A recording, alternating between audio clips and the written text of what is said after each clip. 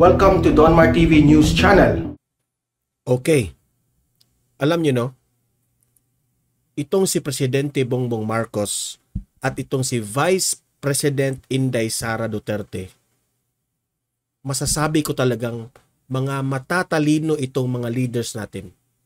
Iba kasi yung kanilang pananaw, matalinong isip, ika nga. Kaya pala na presidente, kaya pala na vice presidente itong dalawa, si PBBM at si Vice President Inday Sara Duterte, dahil mga matatalino. Ang kanilang mga pananaw tungkol dito sa ICC, iba sa thinking nitong si Remulla at itong si Martin Romualdez sa House of the Representatives and the rest of the Kongreso. Mga BO-BO talaga ang kanilang mga pag-iisip. Kaya masasabi ko na karapat-dapat talagang ma-leader itong si PBBM at si VP Sara. Dahil extraordinary ang kanilang pag-iisip when it comes to the situation sa pangingialam ng ICC sa atin dito sa Pilipinas. Okay?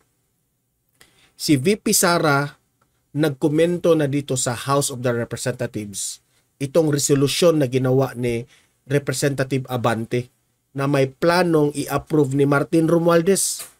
Okay, nagsalita na si VP Sara, nagkomento na. At itong pangalawa natin pag-usapan, itong si Presidente Bongbong Marcos, humarap sa media, nagsalita na rin tungkol sa ginawa ng House of the Representative na gumawa ng resolusyon at i-approve ni Martin Romualdez. Nagsalita na, ipapakita ko yung dalawang balita na yan tungkol dyan. Okay, magko-komentaryo tayo dito, i-explain natin para malinaw sa taong bayan kung ano ang kahulugan nito sa atin at ano ang ibig sabihin ni VP Sara at ni PBBM. Okay?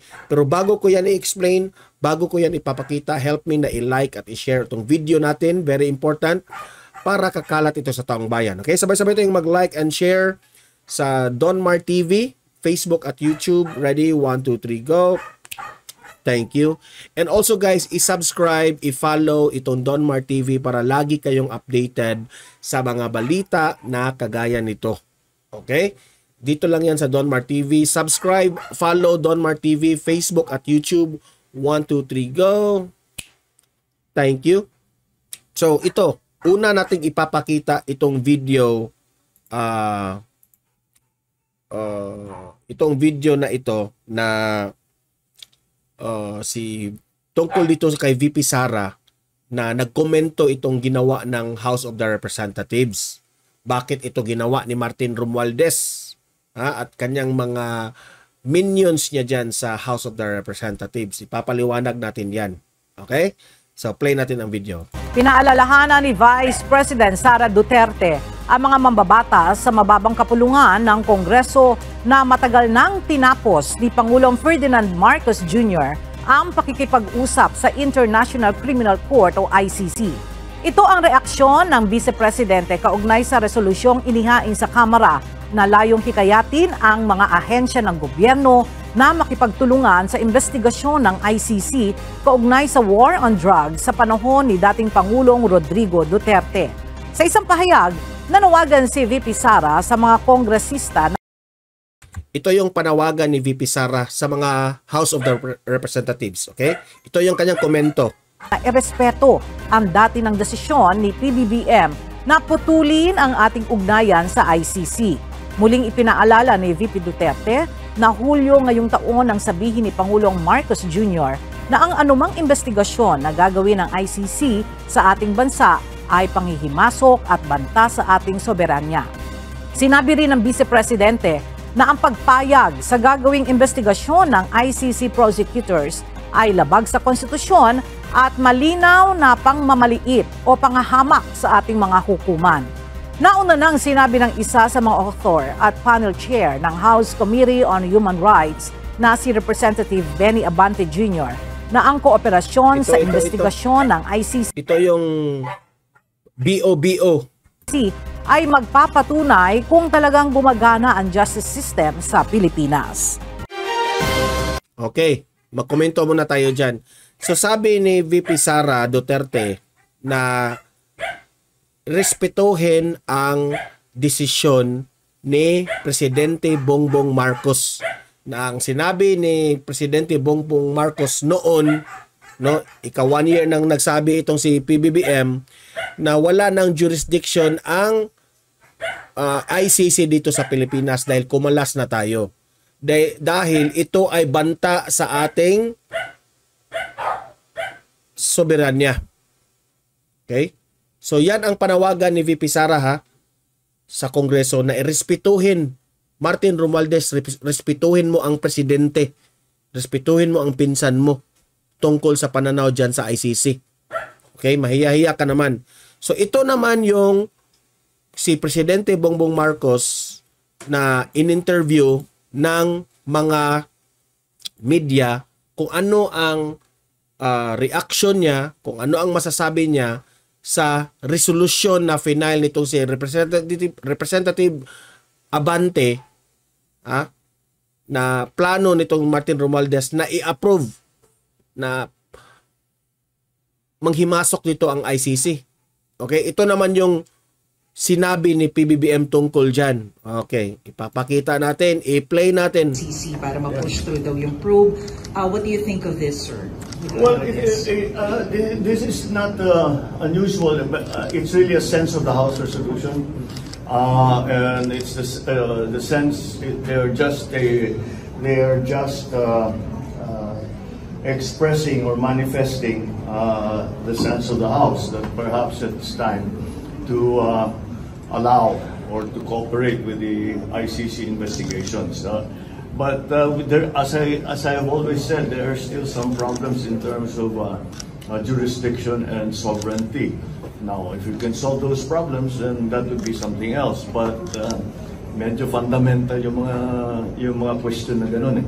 Because if you're talking about the sovereign jurisdiction of the ICC, especially since we have withdrawn from the Rome Statutes a few years back, that brings into question whether or not this is actually possible.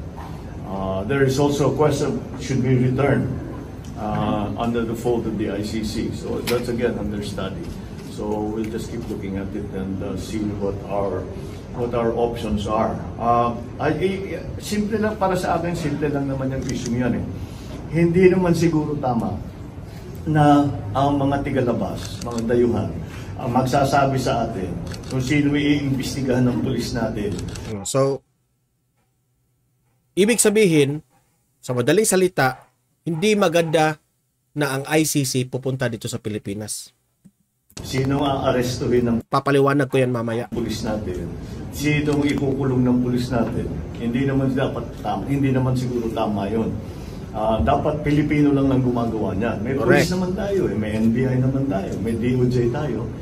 Kaya nila yung trabaho niyan. And that's really where the conflict is. Alright? Okay, so yan ang reaksyon ni Presidente Bongbong Marcos dito sa House na ginawa ni Martin Romualdez. Ditong si Representative Abante na gumawa ng resolution at planong i-approve nitong Martin Romualdez. Huwag na tayong magpaligoy-ligoy pa. Okay? So magre-react tayo dun sa mga sinasabi ni VP Sara at ni PBBM. Alam mo, unang-una, hangang-hanga ako dito kay Presidente Bongbong Marcos. Bakit ko ba hinahangaan si PBBM? Dahil hindi nagbabago ang kanyang pananaw tungkol sa ICC. Consistent siya dati sa kanyang inexplain at ngayon. Sinabi niya, hindi tayo pwede dyan sa ICC. Wala silang jurisdiction dito dahil matagal na tayong nag-withdraw dyan sa panahon ni former President Duterte. So wala silang karapatan dito. Bakit hindi yan maintindihan ni Remulla at ni Martin Romualdez? Bakit hindi nyo yan maintindihan? BO-BO ba lang talaga bang kayo? Or talagang namumuliti ka lang ikaw, Martin Romualdez, dahil alam mong ikakapahamak yan ni Duterte kapag babalik ang ICC? Baka ganun. No? Nagtatanong lang kami, yan ba ang pakay mo, Martin Romualdez? Bakit hindi ka makaintindi sa pananaw ni PBBM tungkol dyan sa ICC? Okay? Dati nang sinabi ni Vice President Inday Sara Duterte na respetuhin si Presidente Bongbong Marcos. Respetuhin mo ang pinsan mo. Respetuhin mo ang executive. Ha? Dahil sabi ni Presidente Bongbong Marcos, ang pangingialam ng ICC sa judicial system natin sa Pilipinas ay insulto yan sa atin. Meron tayong NBI, meron tayong police, meron tayong army, meron tayong DOJ na itong si Rimulya. Bakit hindi nyo maintindihan yan? We don't need ICC because our judicial system is functioning well. Hindi nyo ba maintindihan yan? O sabi ni Presidente Bongbong Marcos na ang Kongreso raw ay manifestation lang, nagmanifest lang sila resolution na nagbigay sila. Bakit? Alam nyo Kongreso, ikaw Representative Abante, bakit kapag gumawa ng resolution na alam mo naman na ang pananaw ni PBBM dyan, nakikinig ka ba sa mga explanation ni Presidente Bongbong Marcos, ikaw Abante? Filing resolution, no? Useless. Nagsasayang lang kayo ng oras. Okay? Ang ICC wala nang jurisdiction dito. Di kayo makaintindi dyan. Nagtatanong ka pa, Rimulya, na tatanungin muna natin yung administrasyon natin, si PBBM, kung ano ang stand niya tungkol sa ICC. Until now, hindi mo naintindihan ang stand ni PBBM tungkol dyan sa ICC? Are you even a lawyer, Mr. Rimulya? Nagtatanong lang ako, ha? Ako, hangang-hanga ako sa iyo dati, ngayon, pero wag mo kasing haluan ng pamumulitika, sir, dahil magiging BO-BO ka dyan.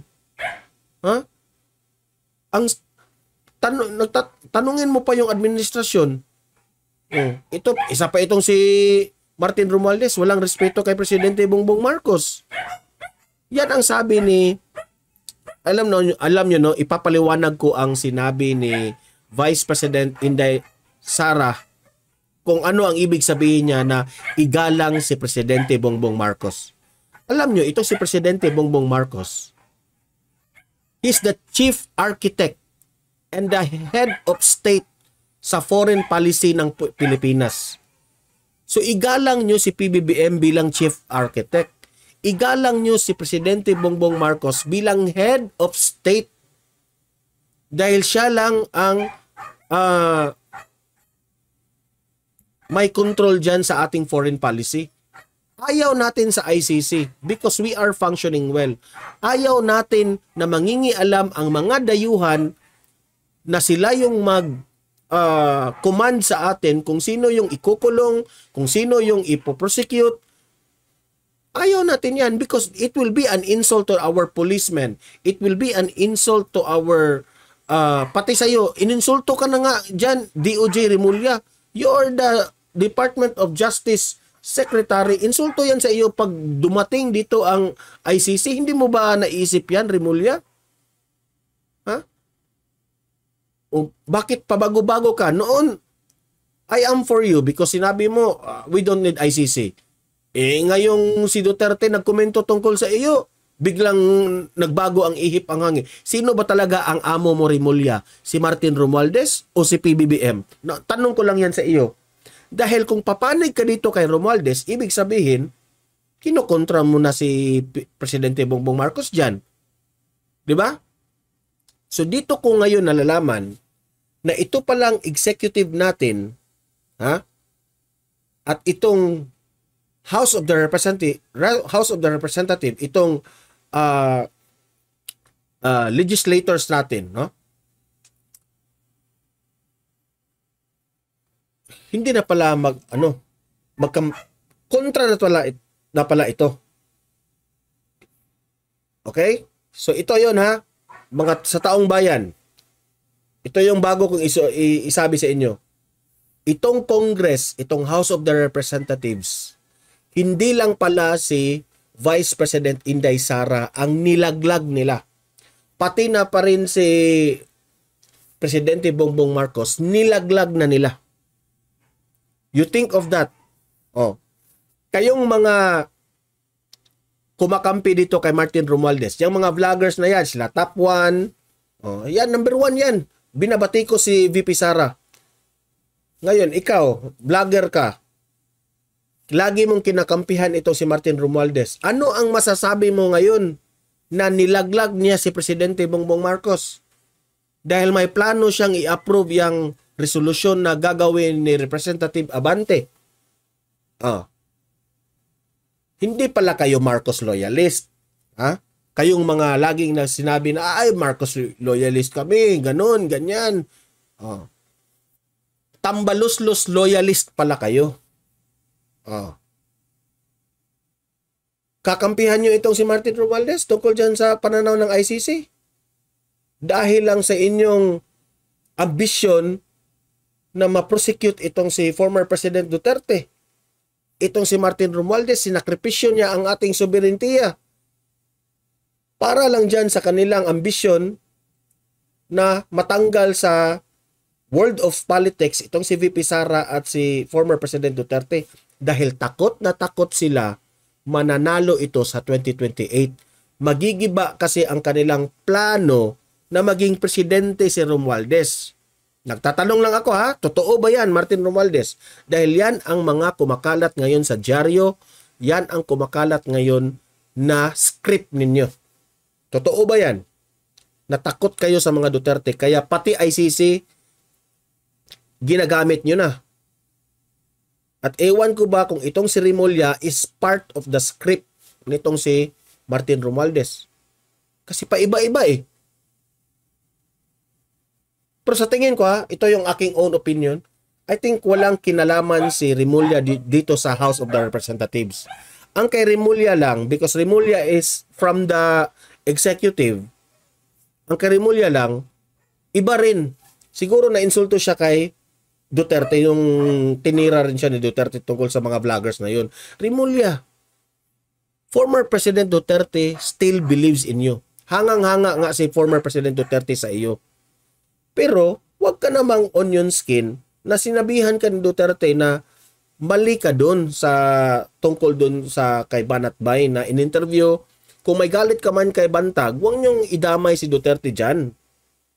Dahil yung kay Bantag na in-interview siya kay Banatbay, parang dito tama lang yun because freedom of expression pa rin yun. Okay? Hindi naman in-interview si Bantag sa personal. Kahit wanted na si Bantag, hindi naman siya in-interview, online yun eh. At nagtakip ng muka nga si Bantag doon. Okay? Ako I'm not for di naman ako masyadong tayo abogado. Hindi ko alam kung ano yung detalye niyan when it comes to the ruling sa batas natin. Kung may nilabag ba talaga si Banatbay dyan. Pero as per Duterte na lawyer yun, sina Panelo, Roque ang nagsabi na okay lang yun. Dahil interview lang yun. At hindi naman pinag-usapan yung tungkol sa kanyang case, sa kanyang kaso. Okay? So kung yun ang galit mo kay former President Duterte, huwag mong idamay yung ICC na naman, Remulla. Okay? Ako, I still have trust on you, Remulla. Hanga ko sa'yo. Pero wag lang magpadala sa iyong galit o sa pamumulitika, kagaya nito si Martin Romualdez. Na klarong-klaro niya yung galaw. Pagkatapos na inisnab ni VP Sara itong si Martin Romualdez, pumutok kaagad itong ginawang resolusyon ni Representative Abante na may plano pang kumakalat na storya na i-approve daw ni Martin Romualdez. Alam nyo naman dyan sa House of the Representatives ngayon, magkakampi na yan lahat dyan. Pati nga yung Makabayan Black, kakampi na nila lahat dahil kinakampihan na nila. Hindi na yan magdidebate yan lahat kung anong desisyon na yan lahat ng yun pananaw ko yan. Ha? Hindi ako nag-invento. That's my own observation, my opinion. O kung ayaw nyo maniwala sa akin, okay lang. May paniniwala kayo, may paniniwala rin ako. Magkaiba tayo. Di ba? So, ganun. kayong mga audience ko dito, libre kayong mag-comment, mag-react tungkol dito. Pabor ba kayo sa mga sinasabi ni Presidente Bongbong Marcos at ni Vice President Inday Sara Duterte tungkol sa ICC na it will be an insult sa ating judicial system? Unlike sa mga pananaw nitong si Martin Romualdez. Comment, react, babasahin natin ang inyong mga komento sa comment section. Okay? Like, share this video para kakalat ito sa taong bayan. Subscribe, follow Don Mar TV para lagi kayong updated sa totoong mga balita at mga analysis natin. See you in my next video. Have a great day. God bless sa inyong lahat and happy fiesta pala Dumaguete City dyan sa Negros.